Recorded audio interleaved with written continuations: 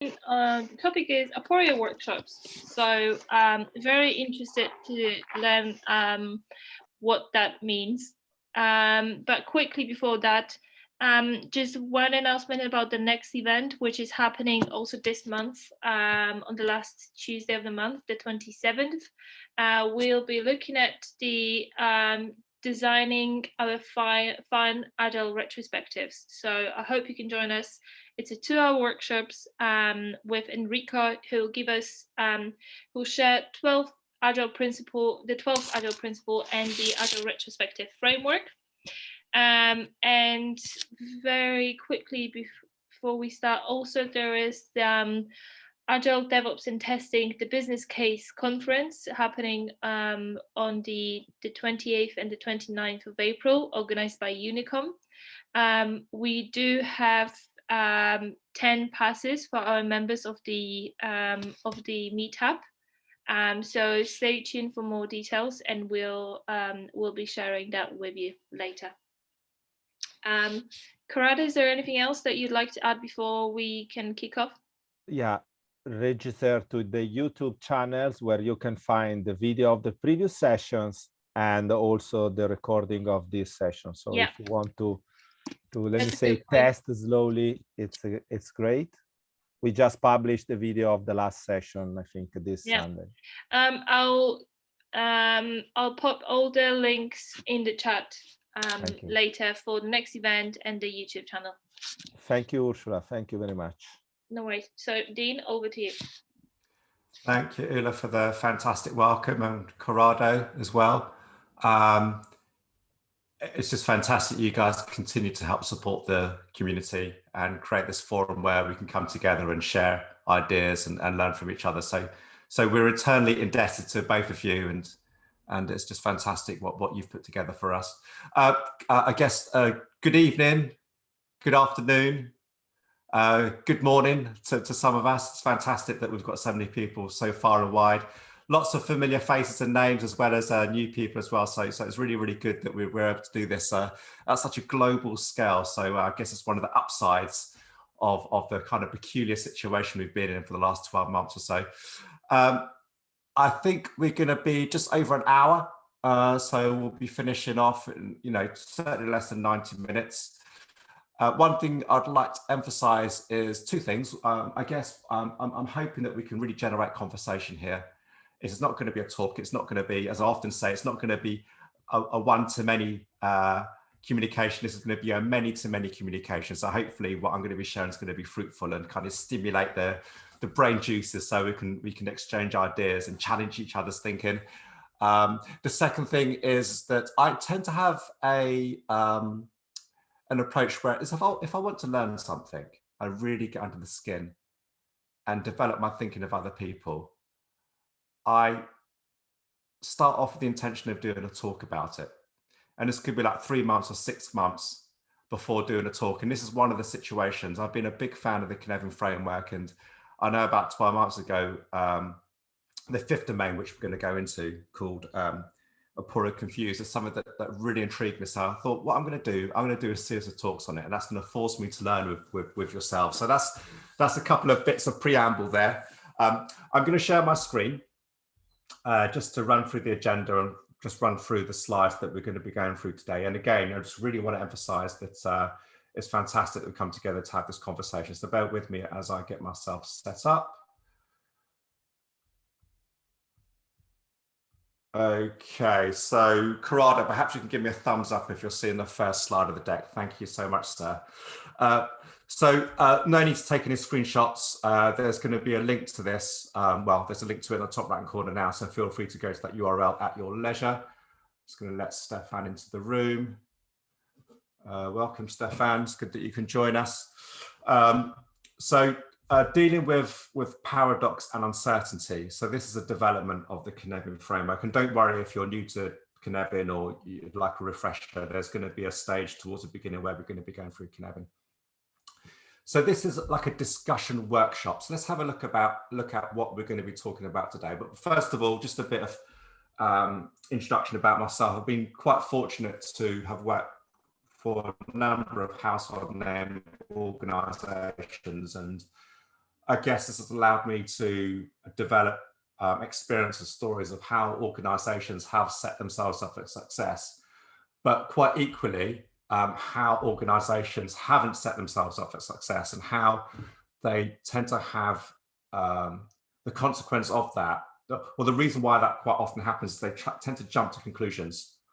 There tends to be a need to be able to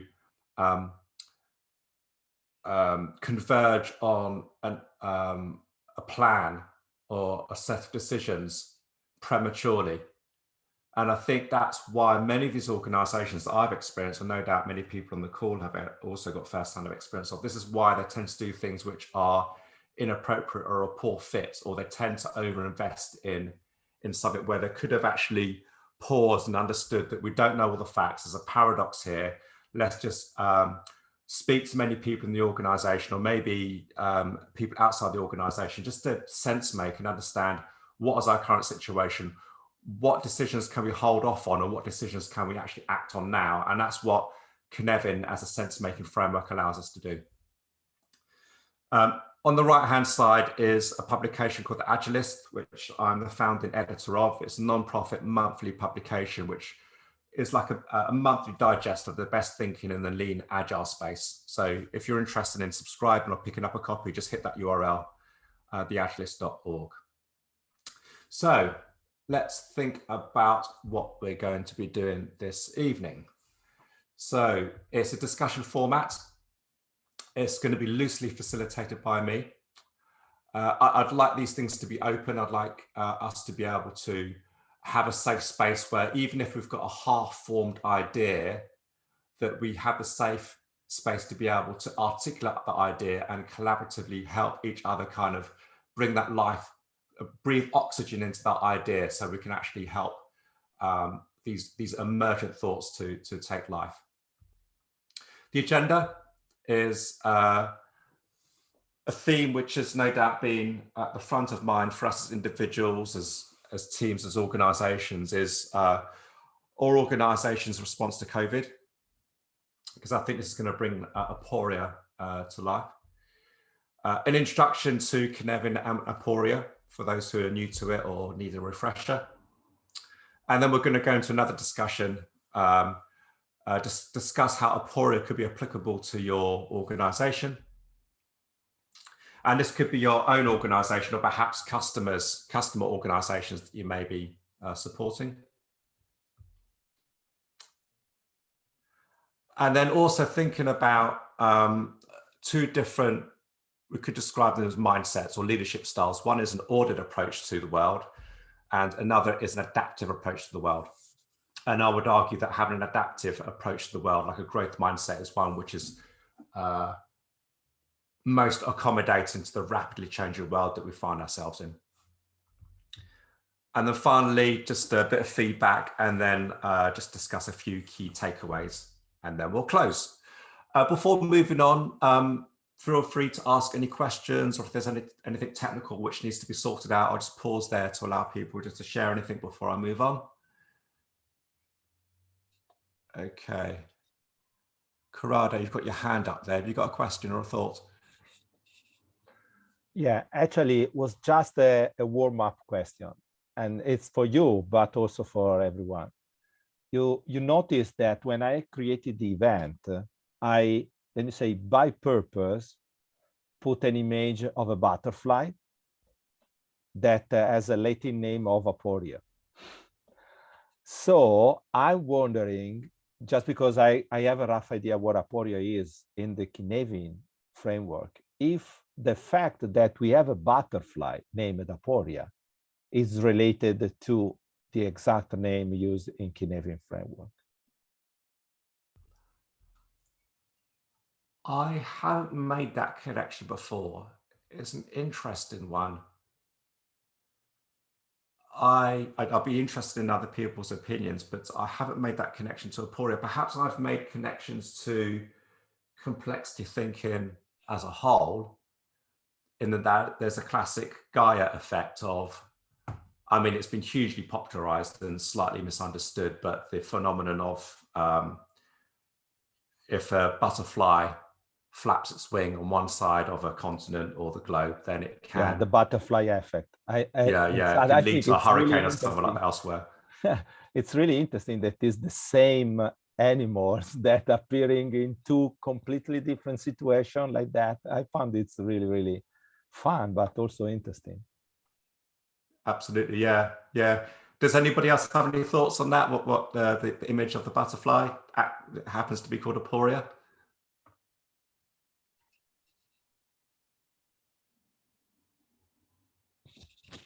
Doesn't sound like it. Okay. Yeah.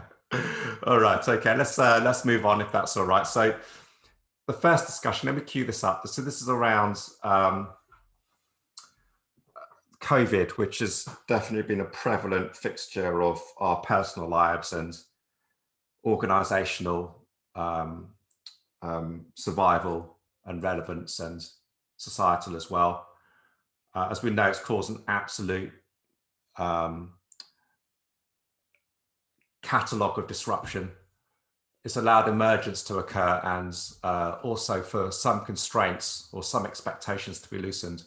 The classic example is where we work and how we can work was before 2020 fairly constrained and known, but those constraints have been loosened to allow us to be a little bit more flexible and still work with our teams and organizations and our customers and clients. So I think a lot of organizations have suffered, and not necessarily through any fault of their own. So hoteliers could be an example. The whole hospitality industry have suffered extraordinarily so.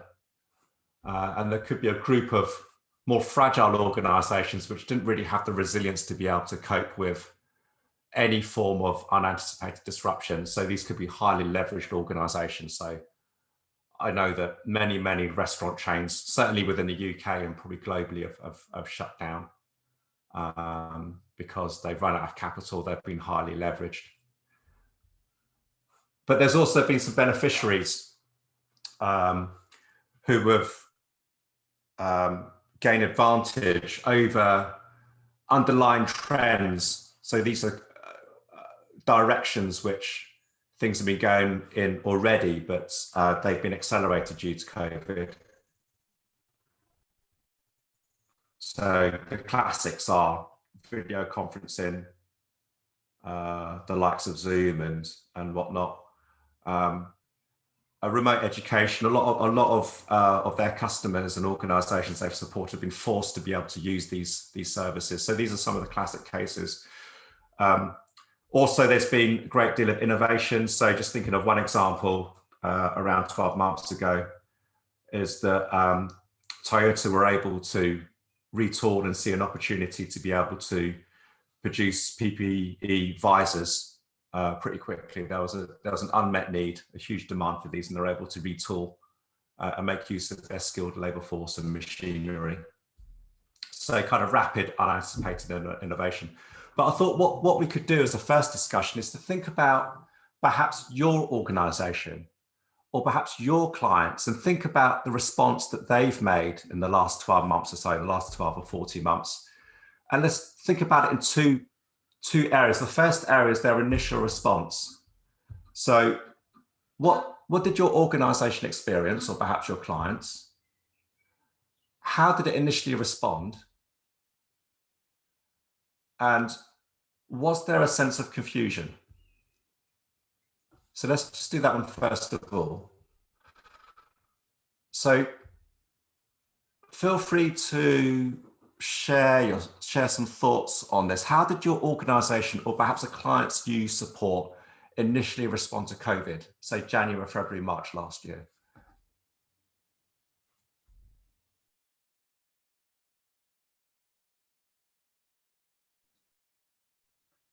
Okay, I start just to break the ice. I made an analysis on how my organization responded to COVID situation a few months after the situation happened. Okay, so let's assume that COVID impacted UK in March, end of March, something like that. But I was from Italy, and Italy actually was impacted end of February, so 1 month before. Okay, so I expect something happening. Actually, an interesting information that I capture in my company is that I'm working in a bank, okay? One of the services that actually is provided by the bank is the loans, the mortgages. And the mortgages team has created in the last 3 years a predictive model that can let the bank predict how will be in the close future the situation from the mortgages request from the customer. And actually, they realized that something was happening because the predictive model that was working pretty well on a weekly basis. So the predictive model is so precise that every week they are really close to the effective number of mortgages requested to the bank.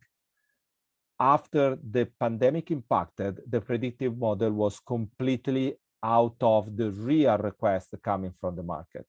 So we had, let me say, if we want to measure the impact of the COVID, we can measure the distance between the predictive model and the actual data of the mortgages requested to the bank. And so we had a very precise measure. We have a very precise number to measure this impact for a particular market like mortgages, but it's a very precise measure. That's interesting. Yeah, I hadn't really thought of that, almost like gap analysis.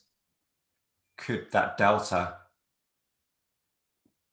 could be an indicator of the impact of COVID on that mortgage applications? Yeah, thanks for sharing, Corrado. Ray, I'm not sure, I noticed you unmuted yourself just for a brief moment a few minutes ago. Do you have something you'd like to share? Yeah. I was working with a bank as well, a financial institution here in the US. And yeah, I definitely remember as it was occurring, we had contracts where we could do distributed delivery, but they needed to work in an approved office building that would be heavily regulated. People could not leave the room without having like special badge checks and stuff like that. It was very, very, very secure. And we had to do regular audits on that. And then as this occurred initially, everyone was just like, stop work because we cannot have any remote workers. Everyone needs to be in these secure facilities. And of course, as this lingered on, then there was a sense of panic and worry because of course, there were different needs that needed to be met on a regular basis. So it was a scurry of calls day and night, trying to resolve the issue, trying to figure out how the contracts worked, how the payment schedule worked, what could and couldn't be done, as well, because this was a locked facility, like folks didn't have laptops, didn't have any secure means of being able to do the work. So again, it was a mad scramble on finding these laptops. The other case I can remember is that one of our programs was building out kiosks in branches of a bank. So as people would go into the branches, they would be able to like do a lot of self-service and be able to tell advisors as to, why are you in here? What's the nature of your visit? And it was all of this intelligence that was built to kind of help people as they waited to talk to an advisor. And of course, as soon as all of this hit, there was a lot of confusion thrown out because it's like, well, what's even the point? We've already spent millions of dollars building it to this point. Now, what are we going to do? So yeah, there was definitely a lot of confusion at the program level there too. Thank you for sharing those two stories, Ray. It'll be interesting, certainly the first story of compliance and that hesitancy to allow people to work from home, to take that story and see how that could be applied to the Cynefin framework, which I'm going to be introducing quite soon, because there seems to be a degree of dynamics there of what was initially known and certain. This is how we do it. Here are the things we do, and here's the things we don't do. Really, really tight constraints. But then those constraints had to be loosened, and it moved somewhere else in the Cynefin framework. So as I introduce the Cynefin framework, perhaps you can see if you can apply that story to the dynamics of Cynefin. I'll be really interested to hear your thoughts on that. Thank you. Anybody else got a story to share about the organization's initial response to the COVID crisis? I guess I can. It's a variation of the the organizational paranoia, I guess, which is in sort of highly federated or trusted environment. So I work for a services company. So my clients are real organizations, and my employer is a service person.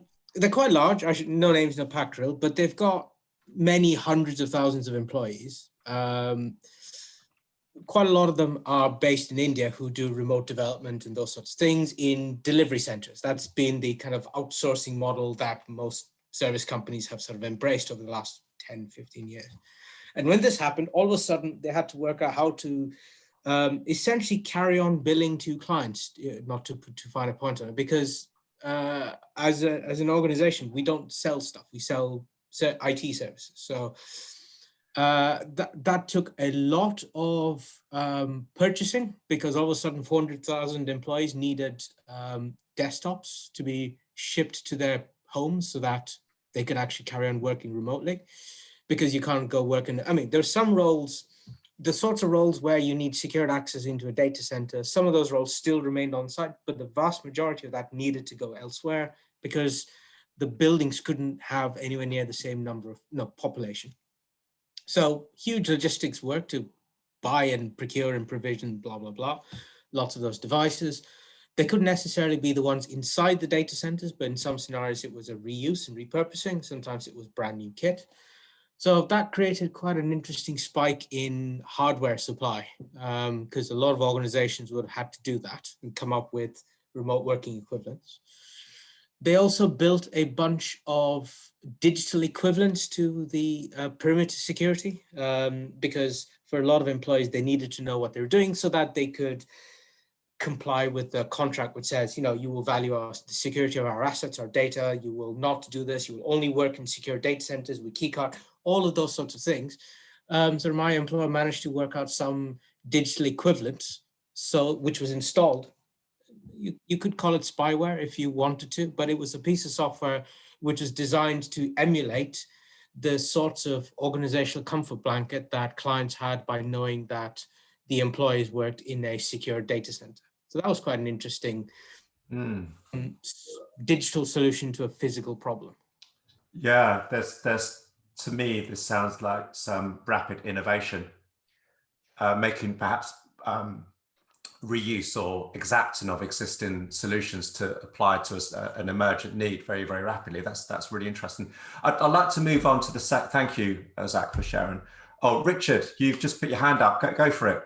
Just very quickly, I mean, I work at completely the opposite end of the spectrum to probably most people here, in that I work with not-for-profits, and I actually took the Cynefin framework and mapped it onto the experience of a hospice in the south of England in terms of their fundraising activities. And I mean, again, they had a team of about 15 people, and a lot of their, basically when lockdown happened, they had no idea. I mean, some fundraising activities could no longer take place, the ones involving face-to-face. And then the other ones, they had no idea whether they would work or not in the future. And I mean, we'll come on to it in the Cynefin framework, but it's a classic collapse into chaos. And what they did was they reacted immediately, the woman that I've been talking to.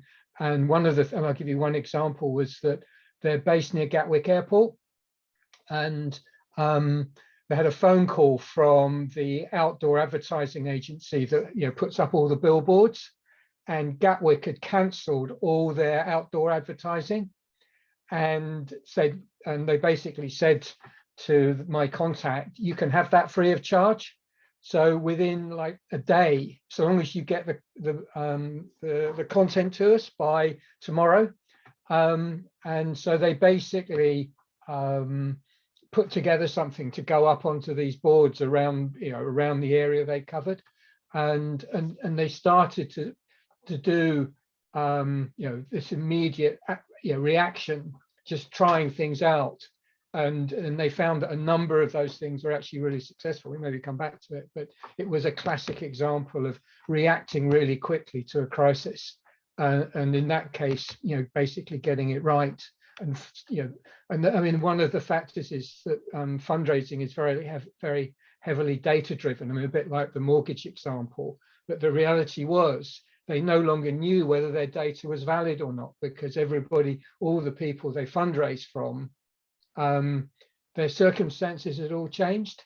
You know, some of their people they may have been approaching might have died. So again, all their existing data was effectively useless, or was of very limited value, because they could no longer use the past to predict the future. And it was about guessing at what was going to work.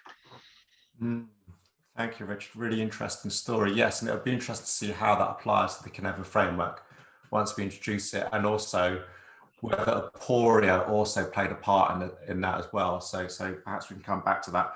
I've just admitted 2 or 3 new people into the room. Just to bring those new people up to speed, what we're doing, we haven't really dived into Cynefin and Aporia just yet, but we're just generating conversations and stories around our organizations or our clients' response to the COVID pandemic. If we roll our minds back to 12, 14 months ago, and we've just shared about 3 or 4 stories around our organization's initial response. But now I'd like to move to our organizations, or our clients' organizations' subsequent response. So maybe a couple of stories here. So what has been experienced now? What has your organization struggled with subsequent to the initial occurrence? And where is it thriving? Where is your organization or your client's organization thriving, and particularly in a way which wouldn't have been anticipated before the start of 2020? Again, feel free to unmute yourself and share some stories about your organizations or clients' organizations' subsequent response to the COVID pandemic.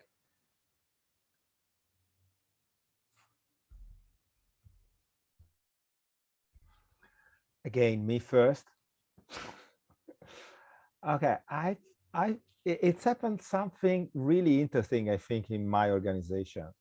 They actually changed the purpose. That is a big drive, a big change in an organization. Let me be very explicit. My organization has a purpose to help Britain prosper. But after the pandemic, and particularly starting from this year, the purpose has been rephrased in help the Britain recover. That actually is a slightly different approach. And in fact, the product that this bank is providing to customers are different from the product that actually they deliver, they make available 1 year ago.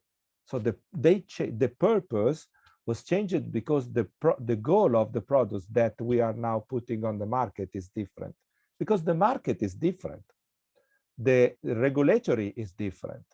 The people is different. The needs from the people are different. So I think that is a very deep change that happened in my company for this. That's fascinating. So the whole raison d'etre, the whole vision has changed. That's really, really interesting. And I hope it's more than just platitudes. I hope they really genuinely mean it, and it's being borne out in the tough trade-off decisions they're making, and what they bring to market, and the customers that they're actually genuinely supporting. Very, very interesting. Thank you, Corrado. Anybody else? Maybe we can share one more story about how your organization or your clients have responded subsequently to the unfolding COVID world that we're living in.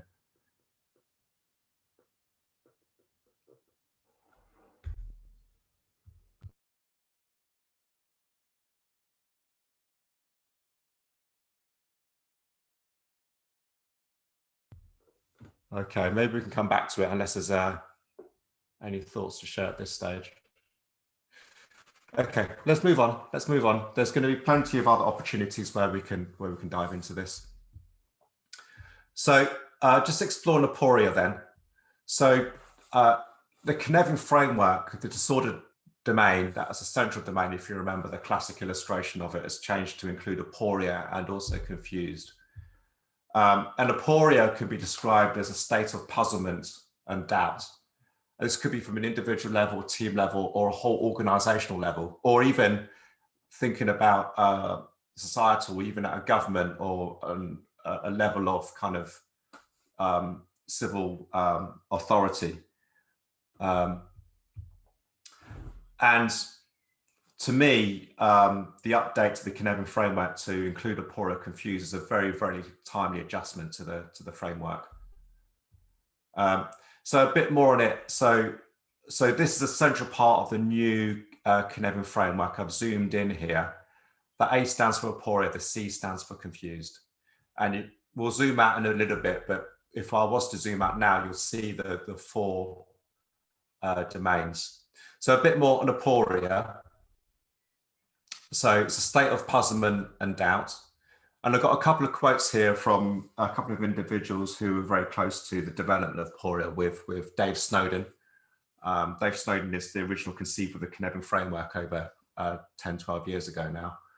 And so what Chris describes Aporia to be is it allows us to confront paradoxes and situations that have no resolution, no precedent, and no right way forward.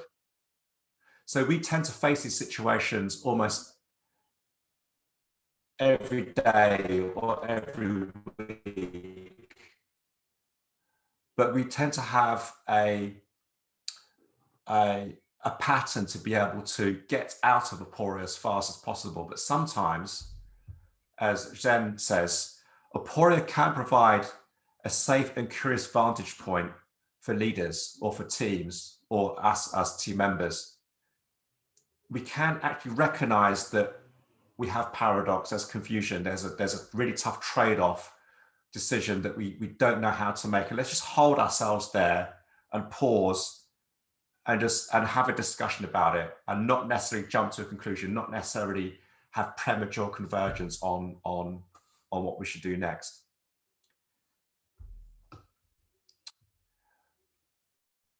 As I mentioned that we were going to zoom out, so here we see the Aporia Confused fifth domain of the Cynefin framework. I'm going to be introducing all the different domains in a short while.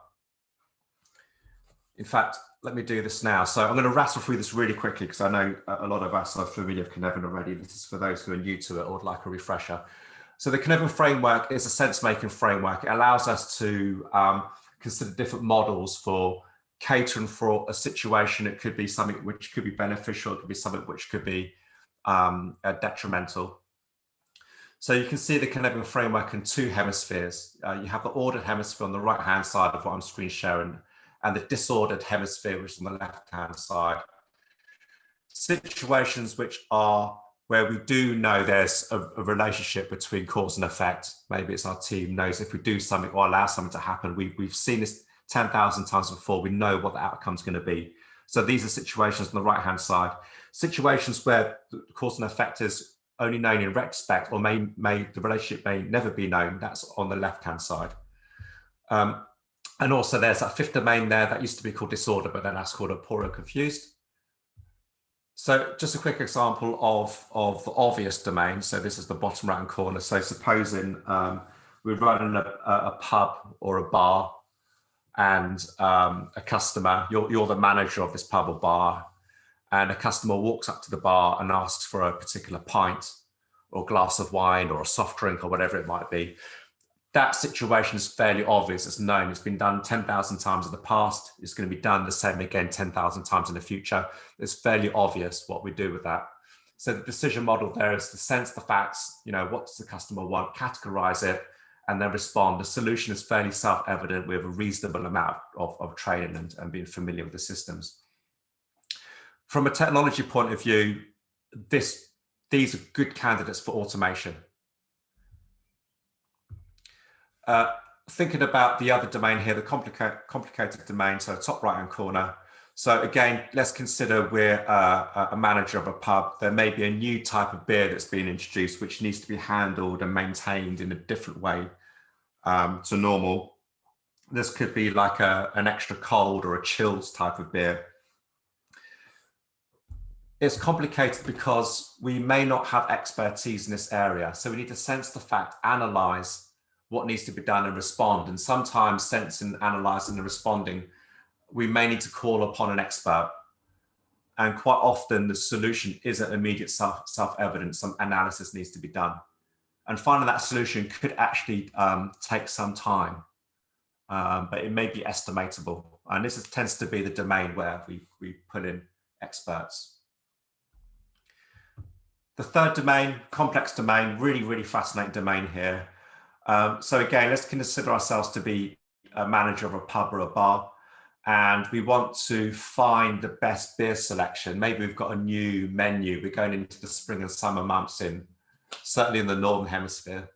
And we want to be able to complement different beers to different items on the spring menu of food. We don't know the answer beforehand. We may need to run some experiments, some spikes, get some customer feedback to say this type of ale goes with this type of pint, or this type of wine goes with this type of salad or fish dish, whatever it might be. So this is a situation where it's complex. The decision model here is that we need to probe. Typically, we've run in multiple parallel experiments.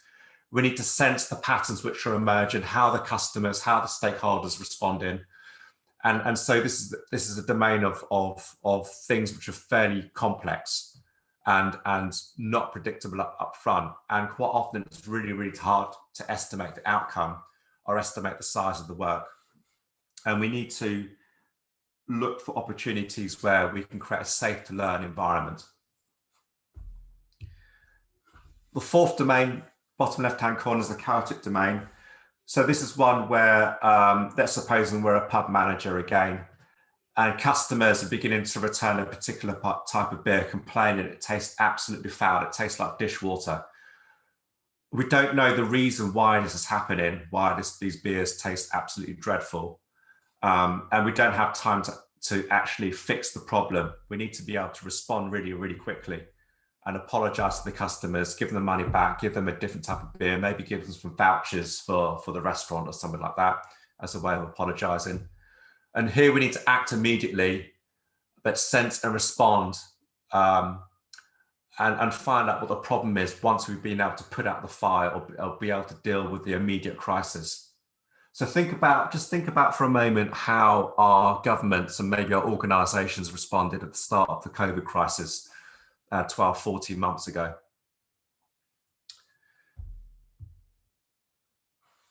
Let's just touch on the evolution of the Kinetic framework in the last year or so, last 18 months or so.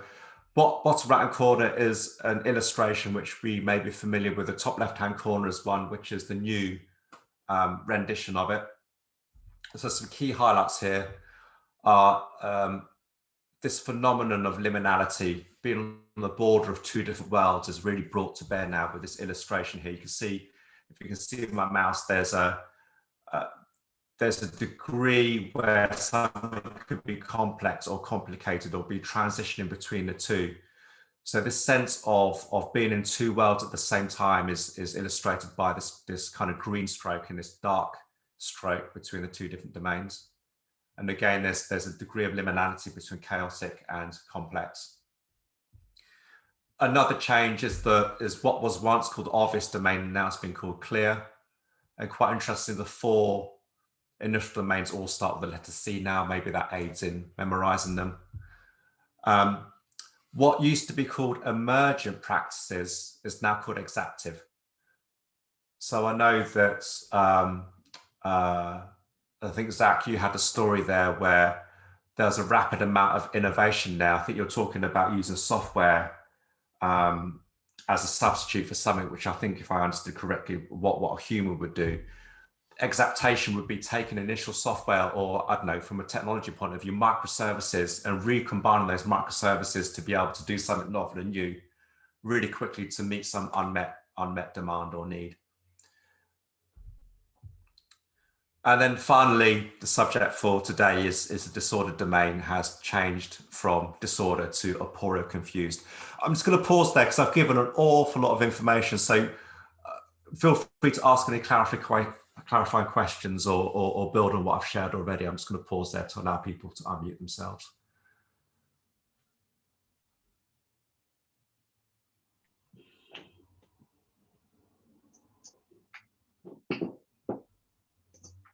I can hear a bit of background noise from somebody. I'm not sure if that's a question. Is that you, Grant, if you unmuted yourself there? It is, yeah, sorry, Dean. I'm just trying to sort of, so just to be clear, is the Aporia confused? Are they two states within the old disordered domain, or Correct. the same name for it's two names for the same sort of thing? Correct. Yes. So I guess you're absolutely right. So what used to be called the disordered domain, the middle one there, if you can see my mouse, has now been finessed, or there's more detail on it now. It's been opened up a little bit, and it's now called Aporia confused, which I'm going to dive into a little bit more in a moment.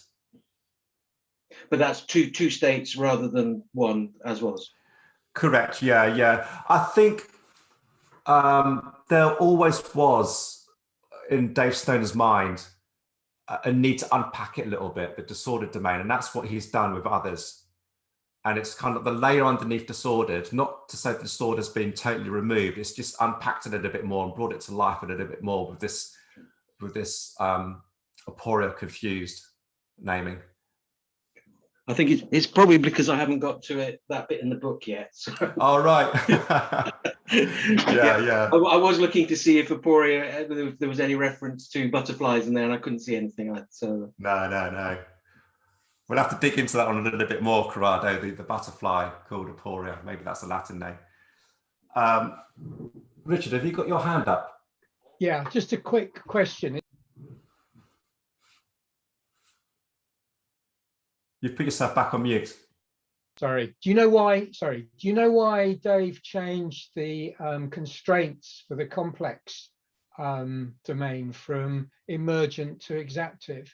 I mean, I have to say I preferred emergent. I've not read into that yet. I just wondered whether there was a quick answer to that question. Yeah, just to be clear, emergent and exaptive aren't constraints. They're more practices.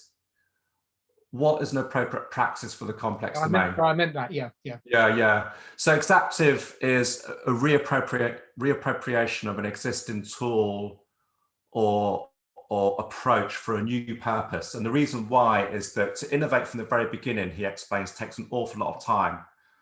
So if we need to respond to an opportunity or respond to a challenge really quickly, sometimes we don't have the resources or the luxury. We've got to refashion what we have at hand very quickly. If I think of Apollo 13, when they had to very quickly create a filter to remove the CO2 from their, I think it's a service capsule, they never had the luxury to innovate from scratch. They had to cobble together all kinds of things to be able to respond to the crisis that they were in. So that's exaptation. Does that help? You're on mute again. Sorry, yes. I mean, I suppose my personal view is that, but sometimes ideas can come out of nowhere. You know, I mean, certainly nicking ideas and repurposing them is one way of quickly solving a problem. But I've certainly been in situations where, you know, just an idea has come in the moment, and so to my mind, exaptation is a sort of subset of emergence rather than you know, that there's, you know, sometimes, you know, as I say, people just generate. You know, there are, you know, genuine light bulb moments where I think, you know, that somebody comes up with an idea. It may be based on something that's gone in the past, but it may just come out of the blue. But yeah, that's a fair point. That's a fair point. Yeah. In the interest of time, because we've just got less than 40 minutes left, I'm going to move on. There's a few more discussions I'd like to invite you guys to. So just a reminder of what Aporia is, and this is quoting a couple of people, again, same people that I think allows us to understand what Aporia is. And let's look at Chris's first of all. So again, it's a state of puzzlement and doubt. And Chris says that Aporia allows us to confront paradoxes in situations that have no resolution, no precedent, and no right way forward. Again, let's think about the situation that globally we've all faced with the occurrence of the COVID pandemic. And Zhen says that Aporia provides a safe and curious vantage point for leaders and not have to feel the need to prematurely converge on the solution or even an opinion or a particular direction. So just to unpack it a little bit more, because there may be a little bit of confusion between Aporia and confused. So again, thinking about what Chris Corrigan has said here, Aporia means at a loss and indicates an unresolved confusion, a paradox, which is just fine. Sometimes things need to remain a little murky for a while. Whereas confused, so the right-hand side, if you can see my mouse, refers to a state of mind where you just aren't getting it and you don't understand the problem. It's often a result of a failure to see past one's own biases, habits, entrained patterns, or of unresolved things. So this could be things like willful blindness or not accepting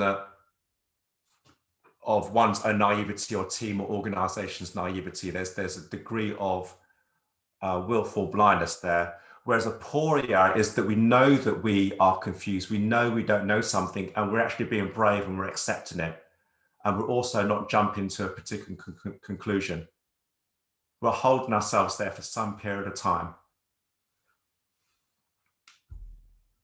Any thoughts on that before I move on?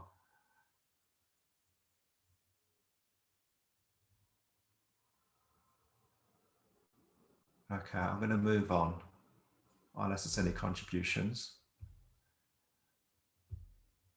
Okay, so now I'm going to describe the difference between aporia and chaotic. So aporia again is in the central domain there. Chaotic is in the bottom left-hand corner where there's an emergency. We need to put the fire out and then find out later what actually caused that fire. But we need to respond really, really quickly, potentially with novel practice. So again, what is the difference between aporia and chaotic? So being an aporia is to acknowledge we don't fully understand the nature of the situation. And it differs from being in chaotic since being here, we know we must act immediately to stabilize the situation. But aporia, we have a certain degree of luxury where we don't need to act immediately. We can operate in both domains at the same time. So a bit of a noddy, simple example that I certainly faced at the start of last year when I got sent home for work, sent home to work from home, is that, you know, everyone is clamouring to get toilet rolls. Do you remember that time? Certainly within the UK, no doubt other countries around the world. There was just this bizarre phenomenon where people just had a desperate need to haul toilet rolls. And for me and for others, perhaps I would have done something which is quite novel. I went into chaotic mode. Maybe I was getting toilet rolls off eBay, whatever it might be. So this is the chaotic situation. It's novel. I need to act, sense, and respond. I just need to do something immediately because perhaps I'm on my last roll of toilet roll. But at the same time, I don't know when I need to go back to work. Perhaps it's only going to last for a couple of weeks or a month. So what do I do about my season ticket? Do I cancel my season ticket and get a refund, but incur that cost of having to get a new one if I need to go back to work within a couple of weeks or 4 weeks or something like that? If I make that decision, perhaps I hold myself in a aporia, but if I make that decision to get a refund on my season ticket, then I move that decision into the clear domain because there's best practice to do that. I just go to the train station and I fill out a form and I get a refund on my season ticket. So what I've got here, this nod example here, is that we can be in both domains at the same time if we unpack it in a particular situation. Any thoughts or questions on that before I move on? Where you're referring at the season ticket best practice, would that not put it in the clear domain? Yes, it would do if I moved out of aporia. So yeah, so Rick, you're quite right to raise that. Yeah, just to repeat what I said there is that originally I would have been in aporia because I don't know what to do, whether to get a refund or whether to hold on to my season ticket. But later on, I realized, you know what, I reckon this thing's going to go on for a lot longer. So financially, it's probably best if I get a refund on my season ticket. So that goes into that clear domain. You're right to raise that. Thank you, Grant. I see, Zach, you've unmuted yourself. Yeah, I was just Going to sort of make a comment about sort of the conflation of the self and the situation, right? Because it's the same you, but you're talking about two different scenarios. You're talking about toilet paper and you're talking about train tickets. In that same sort of mental model, you could also say there's still some things that are, I'm in a clear state and I'm in a complicated state. And so I wasn't sure how that example explains. I was struggling to understand how to connect to being in multiple states. I get there's this uncertainty as to which end, so the bands makes sense, but there is a sense of, because from the descriptions you had, there was a big, the main difference was about that urgency that needs to act now and then do something later. And that distinction seemed to make it hard for me to recognize when I can understand subsets of the situation you're in or have elements of each. That makes perfect sense to me, but that's because the context that you're operating within is either slightly one of these, therefore act now, or one of those where we can defer an action until we have better clarity as to which of these quadrants we're actually in, because that's one of the problems, right? You don't know which of these C's you're in until data comes in. Yeah. If I've understood your question correctly, this was, I guess, stories from an individual point of view. So me, I guess the level of granularity is at the individual. Yeah. And that individual is presented with some decisions to make. One of them is fairly clear to this individual that they need to access the supply of toilet roll. But there's also another personal decision to make, which they don't have all the facts to be able to make that decision just yet, which is the season ticket, but maybe they need to ponder on it in Aporia. It's paradoxical what to do. There's not enough information to make a decision to move into one of the other domains.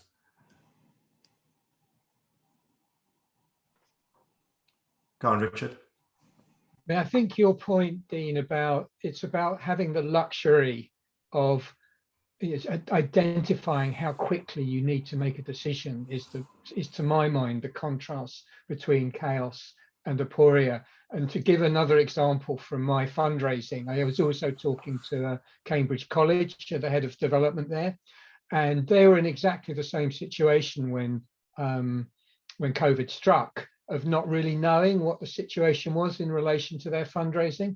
The difference was that their whole fundraising program was aimed at long-term endowments.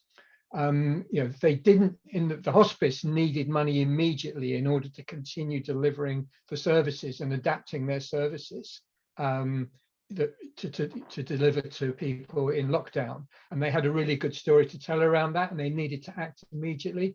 In the case of the Cambridge College, their existing funds from the state and investments and so on were still coming in to fund their day-to-day activities. So they made a conscious decision not to decide what they were going to do and to wait and see. And I think it is that urgency thing that distinguishes between, when you're in a situation of not knowing, between being in chaos, where you basically have to say, if I don't do something, I'm sinking here. If I don't do something, I'm going to be in over my head, versus, we don't know, but we've got a bit of time in which we can sort of, build a better understanding of where we are. And then I think you'll come on to, you can then start to move the problem out into the domain that you think it belongs to. Yeah, that's a nice example. Yeah, that's the way I see Aporia, is that there is time to pause and reflect and observe. Whereas there could be situations, and there could be good situations, where we need to go into chaotic, because that previous story you shared, Richard, of the advertising boards in Gatwick Airport, maybe they had to really respond quickly and do novel practice to capitalize on that opportunity. So there could be good reasons to go into the chaotic domain. I'm going to move on. We've got about half an hour left. So yeah, I guess we've started this already. So the question for you guys, the discussion that I invite you guys to, is how can Aporia be used in your organization or your clients to make sense of uncertainty? So again, just a reminder that it's a state of puzzlement and doubt. It's a situation where there's paradox, situations are unresolved. We've never faced these before. There's no right answer. If we do make a decision, then there's a huge trade-off. We get advantage somewhere, but there's a detriment on the other side. So we've got to think about it really carefully. And it's a curious vantage point, a safe place where leaders can observe and gather information from the workforce, perhaps. So it could be areas where there's a quandary, a state of not being able to decide what to do. And that's okay. Perhaps we just admit that, show our vulnerability. We don't know what to do. Let's just pause and reflect or canvass people's opinion. So an example here at this age of this maturity of the COVID situation, I know that in some organizations and governments, there's debate around perhaps using COVID passports. And if your organization was to use COVID passports, there's an upside and downside to that. The upside being, and perhaps it'll allow colleagues who've got the passport to congregate with visitors in an office space. But there's obvious downsides to COVID passports. Perhaps it segments unfairly your workforce to the haves and have-nots. Perhaps it reveals people's personal health conditions. That's not a nice thing. That's something quite sensitive. So that's a quandary.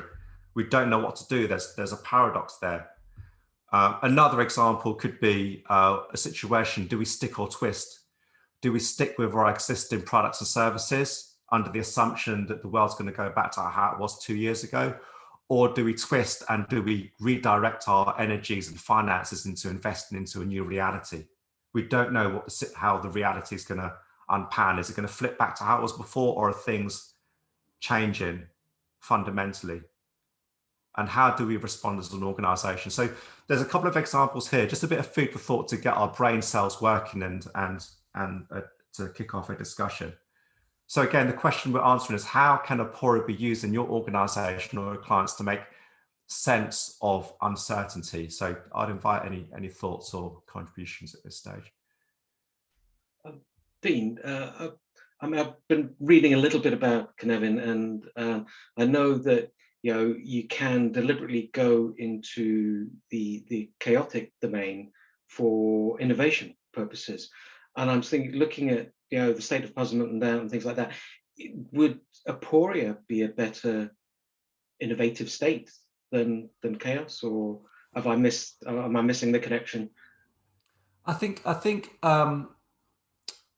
organizations, teams have a choice, is that if there's a clear opportunity that they want to experiment with, then in fact it's a complex domain where they want to probe, run some experiments, bring something to market in an MVP style, sense the response, share the insights, and then amplify that particular experiment or not do it again, dampen it.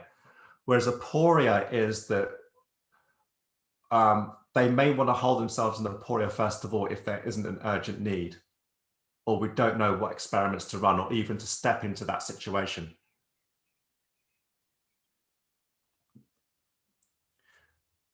So I'm not sure if that helps. I think it's Graham that asked that question. So there's a clear difference between running experiments in the complex domain where we probe, act and respond, versus being an Aporia and just holding ourselves there in that safe space for some time before knowing what to do. I think when I read it, Dean, I think it was talking about going into the chaotic domain for innovation. Chaotic domain, yeah. So that's where I wasn't sure. I'm kind of, I think possibly I'm struggling to make the connection or the difference between almost the chaotic and the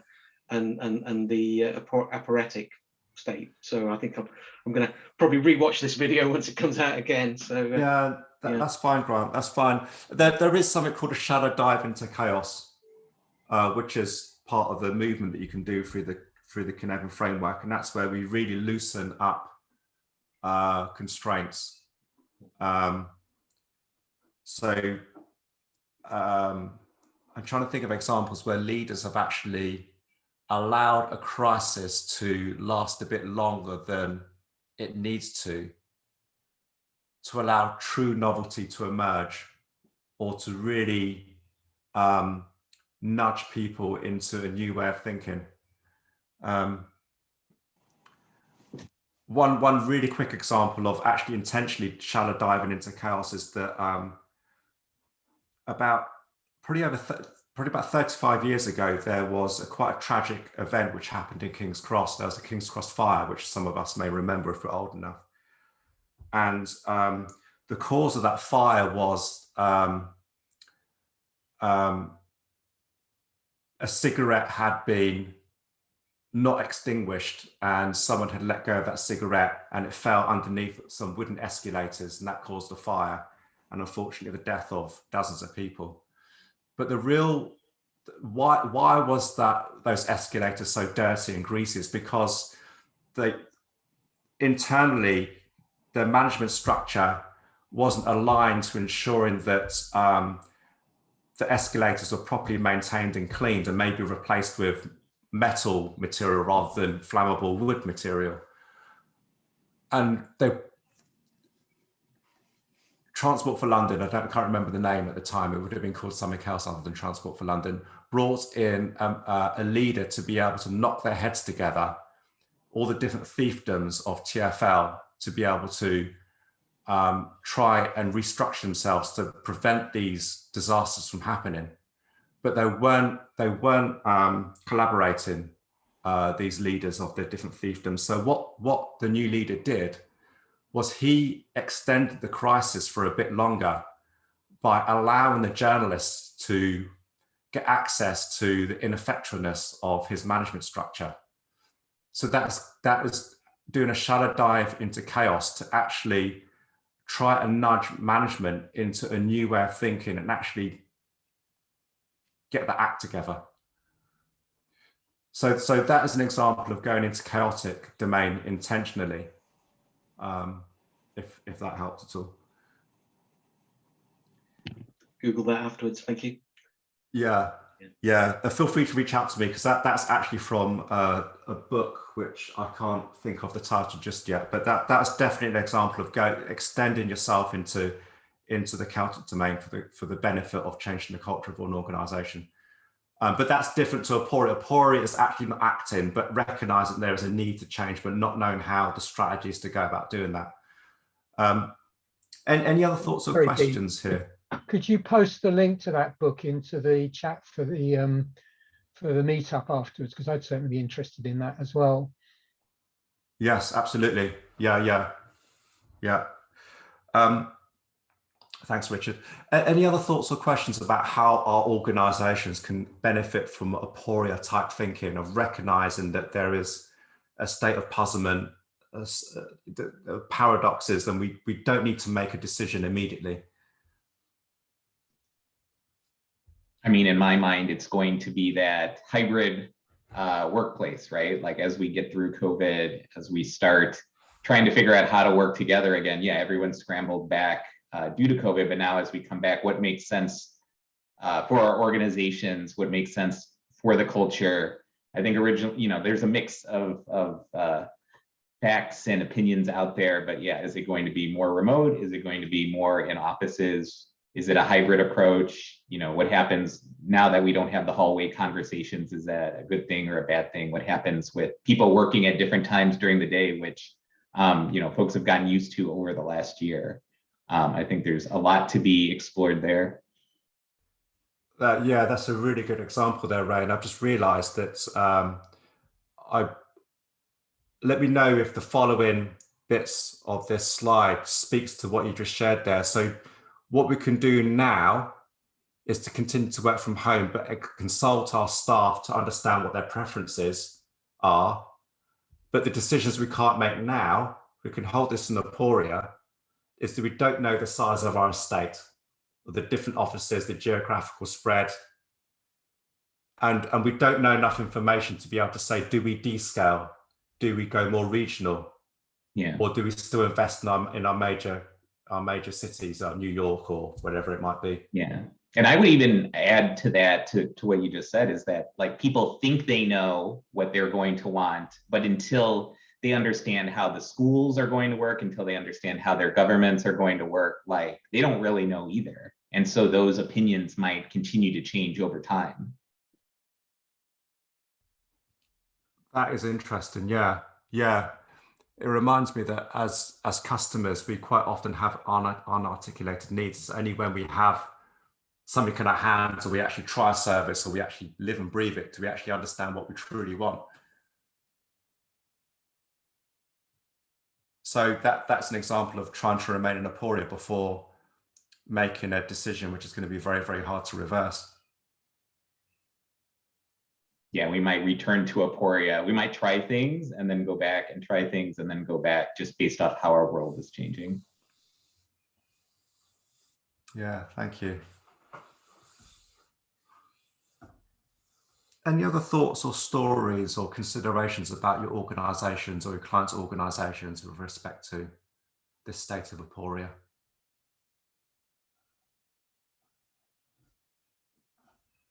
How about the products and services that you're maybe developing for your customers? This could be across many, many different industries. Dean, sorry, I don't want to chip in too much, but I've just posted a link to a Twitter post that I saw a good few years ago now, but I think this, which was a real light bulb moment for me. I don't know if you can put it up on the screen, but sort of, I think sums a lot of what we're talking about up, which is that, to sum up, basically, we need to, often on projects, we need to make the biggest decisions at the beginning, but actually at that point, we know the least. And, by actually delaying decisions, having time to understand the problem better, and particularly the big decisions, you then have more information with which to then decide what the right decision is. And for me, I use this a lot when I'm pitching for work to try and sort of explain to people what, that it sometimes being uncertain is a good thing. And I think that, to my mind, that's the important point about Aporia, why as I start to understand it, why it's so valuable. Business leaders are brought up to be decision makers, and they don't like not making decisions. But sometimes it's worth trying to get the point across that particularly if it's a decision that's going to be difficult to reverse, then it's worth doing small scale experiments in order to understand the problem, or depending on the nature of the problem, but it's worth doing some upfront work in order to understand it better, so that when you do come to make those big and to some extent irreversible decisions, and that's one of the things you have to look at is, can we reverse this decision? How, if we commit to this, then how easily can we back out from it? If you can back out from it easily, then it's worth doing it as a small scale experiment. But if it's about choosing a new architecture or a new big partner that you're going to work with, those decisions are difficult and costly to back out of.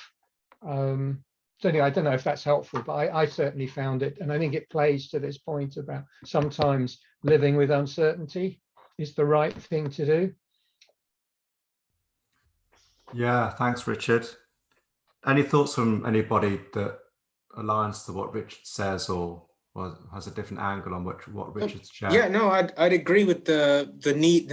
The whole idea of a last responsible moment is about the irreversibility of a decision, right? So I think the more reverse, and also there's a cost. So it could be reversible, but it's uneconomic to do so, which converts it into being an irreversible decision. So I think it does make sense to, and I think that is this distinction, the navigation from Aporia to any other state is the recognition of when you have to do something, which is when you start acting, whichever way you choose to act. And I think that is how you can transition. And I think for me, something I read about the confused and aphoretic state is it's basically where you gather data and decide where you're going. But when you've got a new problem, all problems actually start off in that space. And in your initial diagram, Dean, you've got those different directions out that Snowden's written about there, that one. Which I sort of half understand now, but it's about, and often the other key thing that I think is really valuable is that different parts of the problem move in different directions. Some parts of the problem you can use traditional analytical techniques. Some parts are obvious. Some parts you've got to tackle immediately, so they move into chaos. So you potentially, you look at splitting the problem down and moving the different aspects. I mean, it's the Liz Keogh technique of, where does this problem fall? But splitting it, decomposing it, and identifying the things where, complex problems that need the sort of techniques that you use with complexity and so on, if that makes sense. Thanks, Richard. Yeah. What you've shared resonates with me. And there's two takeaways there, at least two takeaways that I can think of. One is that, as you say, I think leaders are trained to make decisions quickly. If we think about MBA programs and so forth, they quite often they're in a lecture theatre, and the lecturer might do what's called a cold call, where the students only have like 5-10 minutes to read a case, and then they're pointed to and say, okay, what would you do in this situation? They've got to be able to analyze it and make a decision really quickly. And that just trains the habit of, if I face a situation when I'm in industry, then I've got to make a decision really quickly. And that's not recognizing the value of Aporia. And I think the second thing which resonates with me is that, from what you've shared, Richard, is that a lot of decisions actually start off in Aporia. We just don't really recognize it. And then we can actually go in different directions.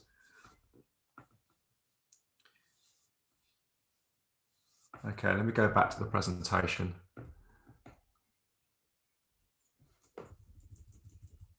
So just a call out to everyone here.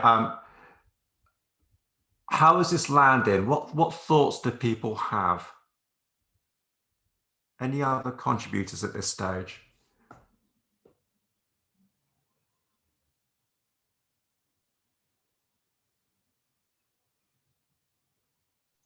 Okay, I'm going to move on. Go ahead, please. Just quickly from my side, I'm still like wondering, like when I work with other leaders and stuff, like when does it make sense to move them into Aporia, like to let them like hold off on making a decision? Because again, like sometimes there's folks that they're quick to go to a best practice or to go to a decision, like how might I get people into that Aporia state and make them feel comfortable with being in that state of not knowing or taking some time to make a decision. And then on the other flip side, it's like, how can I help people to move from Aporia? Because there is a cost of delay. There is, like we're in this Agile Lean network here. You don't want to sit on decision making for too long. So like, how can I sense when it's time to like, all right, which of these 4 paths or 5 paths do we want to take? Yeah, that's right, Ray. The opposite of premature convergence is eternal boiling. We just let it stew forever and a day, which is, in some situations, not great. And a lot of the, I'm thinking my current view is like a lot around culture and, like what to do for our people, what to do for our organization right now. Like those are things that aren't known right now. But, I think, there's going to come a time where that needs to be acted on. Otherwise, you will have attrition, we'll have burnout, we'll have all sorts of things that won't be fun. Yeah, absolutely.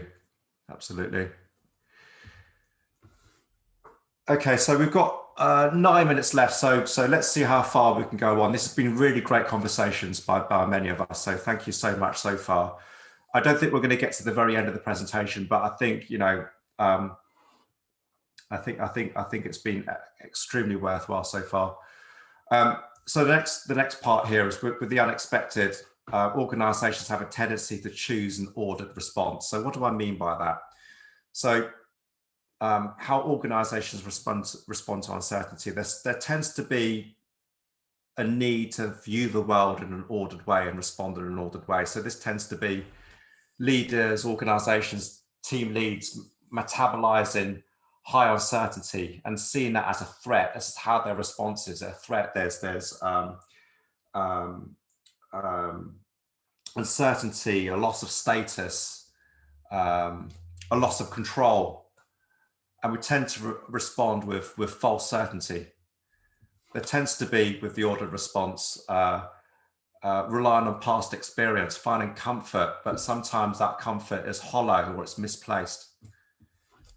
We try to shape and take control. We tend to have a predict and control sense to management. And we tend to put together predetermined outcomes with predefined steps. There's all the classic stuff that's that we're familiar with, and as coaches and consultants, we try and warn our leaders and managers about. So the other approach to how organizations respond to uncertainty is taking an adaptive response. So these are 3 kind of characteristics.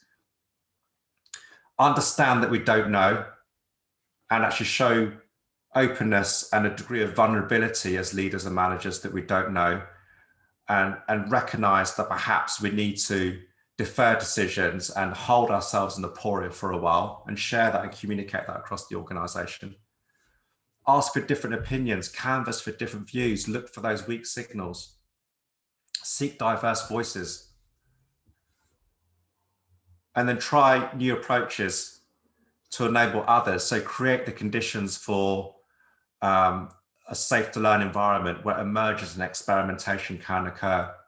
So this could be moving from Aporia, recognize that we don't know, and making a careful and judicious move into the complex domain. So this has taken a more adaptive, kind of diverse approach to how organizations can respond to uncertainty. So the last kind of conversation for the last few minutes is thinking about these 2 different characteristics for leaders and organizations. How does this, what kind of characteristics would your organizations or your clients' organizations gravitate towards? An ordered response or an adaptive response? Feel free to unmute yourself.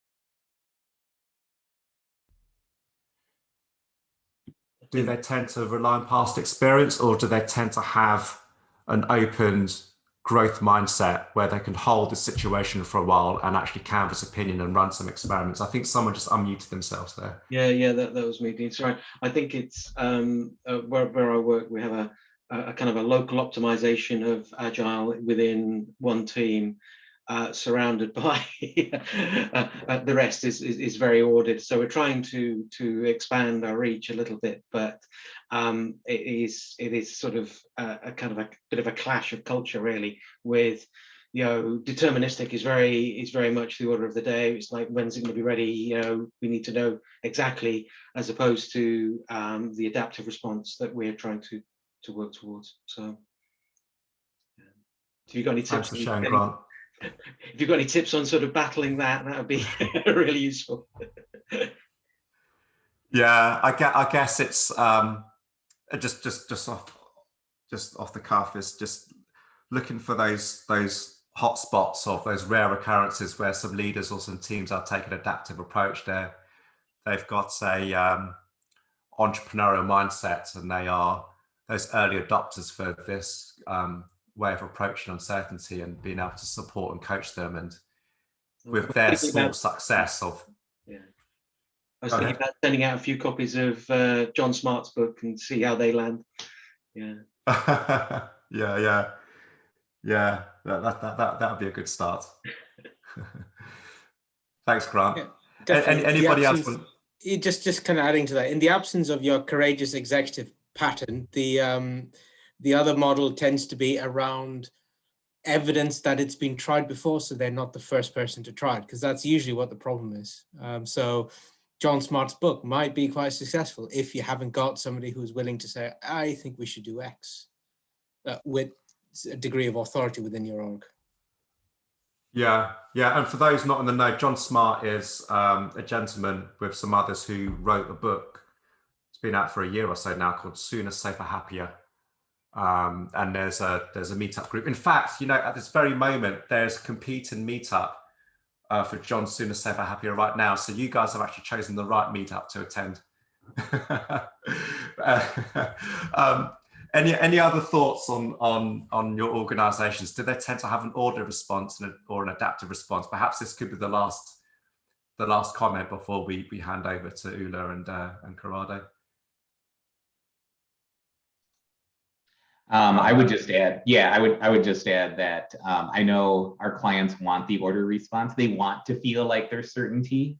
The challenge on us, or at least in my role, is to make them feel comfortable with being uncomfortable, with not knowing, and that there's greater, you're able to respond more to your customers faster, sooner, safer, happier, if you're able to accept that and to work in that kind of mindset.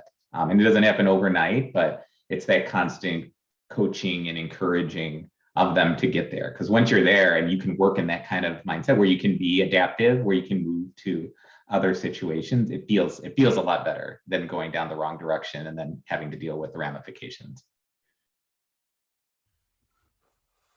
That's a great way to close, Ray. Thank you so much. On that note, I'm going to hand over to Corrado. Yeah, thanks, Dean. Thanks for this presentation. Actually, just an observation from me is that after this meetup, actually, Aporia is like the non-rational set of numbers. That is something that you didn't realize that is greater than the other numbers. Because apparently in this, let me say, conversation, we discover a lot of situations where actually you are in the Aporia or confused state. So I was wondering if maybe we can enlarge the area because apparently there are many, many situations with that. So this is my, let me say, general thought after at the end of this presentation. So this personally was really helpful for me because you know, Dean, that I try to use the framework for some of my analysis, but actually I always underestimate the importance of the core of the domains. And now this was just focused on that. So this was really helpful for me. I don't know what you think, but normally I recognize system moving around the other 4 domains and not in the middle, not in the core. Yeah, I always dismissed the disordered domain, but now that Dave Snowden and others have unpacked it and developed it, it's like you, I often think that Aporia is probably the most important domain in the Cynefin framework. Yeah, as I told you, the non-rational set. Yeah. I see Zach smiling because it's the you're doing okay. Anyway, if there are some other comments, observation, questions, okay. As Dean mentioned, thank you for joining this session. This was the best of the day, obviously.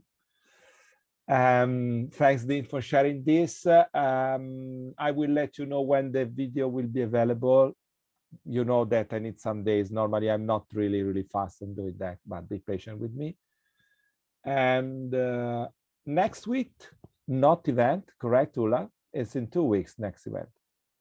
Yeah, the 27th. Yeah, so perfect. So we take a 1 week of break. I mean, March and April was absolutely amazing as a plan. And see you in a couple of weeks. Thanks again, Dean, for sharing this. And you have to provide the link for the book. Yes, yeah. I'll share that on the meetup group. Yeah, meetup page. Yeah, absolutely. So it will be there forever. Okay. Thank you, guys. Enjoy the rest of the evening. Go to the pub. You can go. I cannot, but you can. Enjoy the evening. Thank you for coming here. Bye. Bye all. Take care. Take care.